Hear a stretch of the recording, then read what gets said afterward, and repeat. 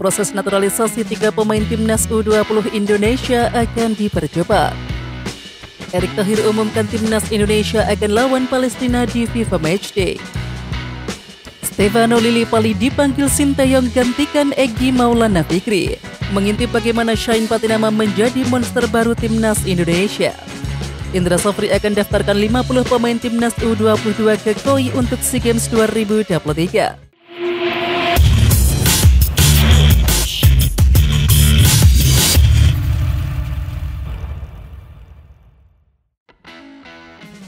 Wakil Ketua Umum PSSI Zainuddin Amali memastikan pihaknya bakal menggelar rapat bersama Komisi 3 DPR RI untuk membahas proses naturalisasi 3 pemain keturunan yang diproyeksikan untuk Piala Dunia U20 2023. Amali mengatakan Komisi 3 bakal menggelar rapat bersama Menteri Pemuda dan Olahraga serta PSSI guna membahas naturalisasi. Demi mempercepat proses naturalisasi, Komisi 10 DPR juga segera melakukan rapat bersama. Hari Selasa rapat di Komisi 10 dan Komisi 3 itu. Begitu informasi yang saya dapatkan terkait proses naturalisasi, ujar Zainuddin Amali kepada awak media. Unggahan akun Instagram terbaru PSSI @PSSI pada tanggal 17 Maret 2023 akhirnya Stefano Lillipali resmi dipanggil oleh pelatih timnas Indonesia Sinteyong. Lillipali dipanggil bergabung dengan skuad Garuda untuk menggantikan Egy Maulana Fikri yang memang tengah dalam kondisi cedera. Stefano Lillipali resmi dipanggil pelatih Sinteyong untuk mengikuti pemusatan latihan sebelum laga FIFA Matchday melawan Burundi. Ia menggantikan Egy Maulana Fikri yang masih dalam masa pemulihan dari cedera. Tulis PSSI dalam unggahan resminya 17 Maret 2023. Sementara itu dengan dipanggilnya Lillipali, banyak menyedot beragam reaksi netizen di kolom komentar. Dukungan pun membanjiri unggahan PSSI tersebut. Ini baru benar, komentar salah satu netizen. Mantan kiper timnas Indonesia yang pensiun dini Kurnia Mega mengakui sedang melelang barang pribadi miliknya untuk biaya pengobatan. Iya benar mas, saya melelang medali, piala dan jersey. Mohon dibantu ya, terima kasih sebelumnya, kata Kurnia Mega. Akan tetapi mantan kiper Arema FC itu tidak menjelaskan apa alasan utama melelang medali miliknya. Yang pasti, hingga kini Kurnia Mega masih bergelut dengan sakit yang membuatnya lebih cepat gantung sepatu. PSSI bergerak cepat untuk menyusun agenda untuk timnas Indonesia di tahun 2023. Setelah bulan Maret, periode FIFA Matchday akan kembali digelar pada 12-20 Juni 2023. Hal tersebut dikabarkan telah disetujui oleh Federasi Sepak Bola Palestina atau PVA. Dan rencananya, laga timnas Indonesia kontra Palestina akan dihelat 14 Juni 2023 mendatang. Saya sudah komunikasi dengan Presiden PFA dan mereka sudah setuju untuk laga FIFA Matchday pada tanggal 14 Juni 2023, ungkap Erick Thohir dari laman resmi PSSI. Langkah PSSI mengumumkan lawan tanding pada bulan Juni, sedangkan saat ini masih bulan Maret, adalah sebuah kemajuan yang patut diapresiasi. Sementara itu PSSI juga dikenal tak memiliki rencana jangka panjang, sehingga lawan tanding untuk FIFA Matchday biasanya ditentukan mepet. Namun kali ini Erick Thohir langsung menepati janjinya untuk menerapkan pola pikir jangka panjang dengan sudah memulai lawan tanding bulan Juni dan ke depannya. Sepanjang sejarah Indonesia dan Palestina baru bentrok sekali. Pertemuan itu terjadi pada 22 Agustus 2011 di Stadion Manahan Solo. Timnas Indonesia yang kala itu diarsiteki Wim Rijsbergen menang dengan skor telak 4-1 meski sempat tertinggal lebih dahulu. Ya, dalam pertandingan itu tim Merah Putih tertinggal lebih dahulu. Indonesia baru bisa menyamakan kedudukan pada menit ke-65 melalui kaki Haryono. Satu gol tersebut ternyata memantik semangat juang Firman Utina dan juga kawan-kawan. Direktur Teknik PSSI Indra Safri membeberkan alasan Marcelino Ferdinand tak dipanggil untuk FIFA Matchday. Sebelumnya hubungan Marcelino dan juga Sinteyong sempat sedikit memanas. Namun kabar tersebut langsung dibantah PSSI melalui Indra Safri. Indra Safri menyebut Marcelino Ferdinand tidak dipanggil karena alasan teknis. Menurut Indra Safri, Marcel baru akan dipanggil untuk TC Timnas U20 Indonesia April mendatang. Indra Safri menyebut Sinteyong meminta Marcelino untuk fokus ke Piala Dunia U20 2023. Nanti biar dia fokus ke Piala Dunia U20 2023, kata Indra Safri. Direktur Teknik PSSI Indra Safri memastikan pelatih timnas Indonesia Sinteyong bakal memimpin pemusatan latihan atau TC untuk FIFA Matchday mulai 20 Maret 2023. Sementara itu Indra Safri memastikan Mark Klok dan kawan-kawan bakal berkumpul melakoni TC pada 20 Maret mendatang. Skuad Garuda dikumpulkan untuk melakoni persiapan agar skuad Garuda bisa tampil maksimal saat menghadapi Burundi nantinya. Pria yang juga menjabat sebagai pelatih timnas U22 Indonesia itu mengatakan, isi skuad Garuda ini bakal berbarengan dengan timnas U20 Indonesia, sehingga para pemain timnas senior dan juga U20 bakal berkumpul untuk melakoni TC pada 20 Maret mendatang.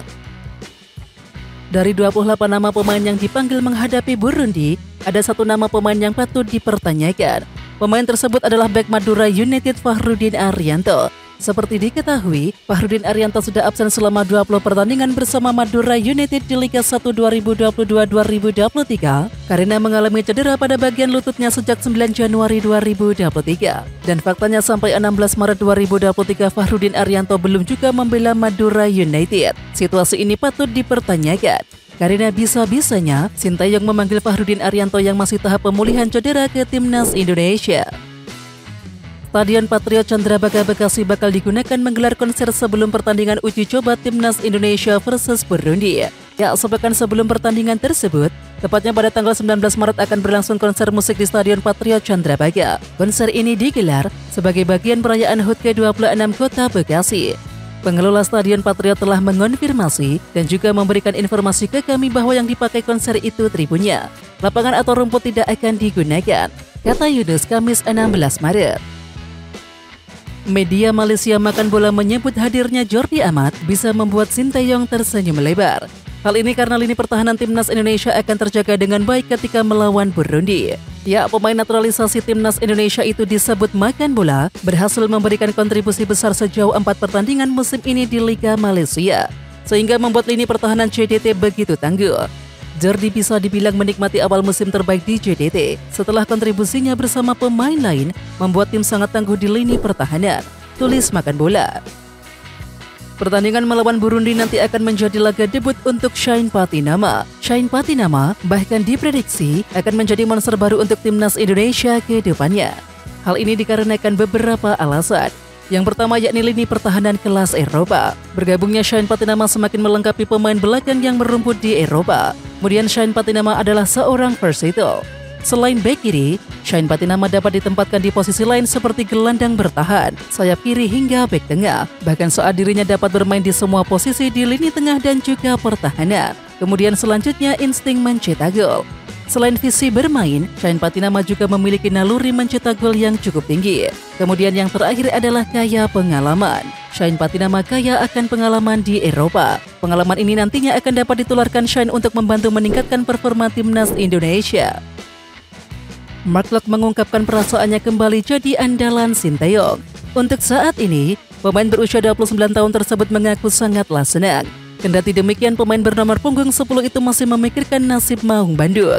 Locke menjelaskan bahwa dirinya ingin bermain di semua pertandingan Pangeran Biru sebelum pergi membela timnas Indonesia.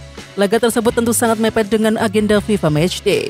Saya tidak mau miss satu game saat Persib berjuang di sisa pertandingan musim ini, ucap Mark Locke. Kongres FIFA di Kigali, Rwanda menjadi kesempatan besar bagi sepak bola Indonesia. Ketua Umum PSSI Erick Thohir pun memanfaatkan momentum ini untuk menjajaki sejumlah kerjasama dengan federasi sepak bola lain. Kami berbicara tentang potensi kolaborasi kedua federasi, PSSI dan CFA, untuk kerjasama sepak bola Indonesia dan Jepang ke depannya, ucap Erick Thohir pada Kamis 16 Maret 2023. Mantan Presiden Inter Milan itu mengatakan, Jepang sangat antusias dengan rencana kerjasama terhadap pengembangan sepak bola Indonesia.